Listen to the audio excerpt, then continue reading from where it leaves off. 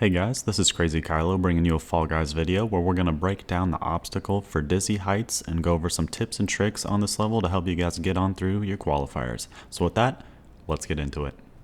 So here's the quick preview of the level. I'm going to break down this level into 4 sections. The spinners at the beginning, the ball run, the suspended spinners, and then the final obstacle which has a giant spinner and a lot of balls. So the first thing you will notice is your positioning. On this level, positioning doesn't matter too much. It's better to be in the front as you won't have to fight the crowd, but you still can get to the front of the pack even in the back row. So as you start, the best path that I've found is on the left side as shown. For this beginning section of spinners, it's best if you avoid jumping as you can build up more speed from running from one spinner to the next. So this route goes into the middle left spinner, and then from here you have 2 options. You can run to the right spinner in front of me, but as you can see, a lot of people will usually crowd the middle, so I felt it was better to go to the left and come up the side. The next spinner you only have 1 option, and if you went to the left, your transition onto this spinner will actually help you get in front of everyone that went to the right spinner. The next set of spinners, you again will want to take the left one.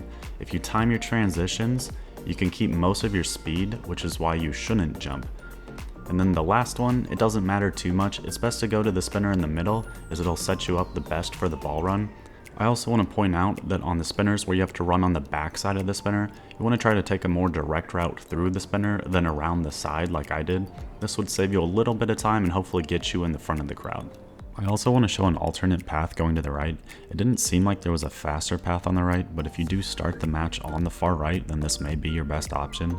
And it seems like at best you'd only give a couple of seconds on the right path compared to the left. So now the second part is the ball run. So what I've seen is it's best to run in one of the middle 2 lanes because it seems like they shoot out less balls, which means you can spend more of that time furthering a lead. If a ball does come down your lane, you can either wait in between the blocks for it to pass, or you can transition in between the blocks to another lane and keep going forward until this lane has a ball that shows up. You can also see that I do stay in the lane and get hit and knocked, and if you stay up against the wall, it doesn't seem to affect you too much, and it might block anyone that tries to pass you when the ball clears. So the next part is the suspended spinners.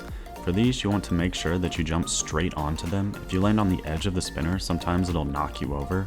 For this section, there's only a right and a left path. The right path is actually a little bit faster because when you get to the final spinner, it's rotating counterclockwise, which means you'll spend less time on that spinner if you do approach it from the right side. I also wanted to show what happens if you fall below, and as long as you run with the moving platforms below and you don't try to jump through the gaps, you won't lose that much time and can still get through to the qualifier. And then finally the last section. So as soon as you make it up the hill, remember to jump. There is a small gap that you can fall in. It also helps to dive onto the platform as this will let you stand up a little bit faster if you were to lose your balance landing on the moving platform.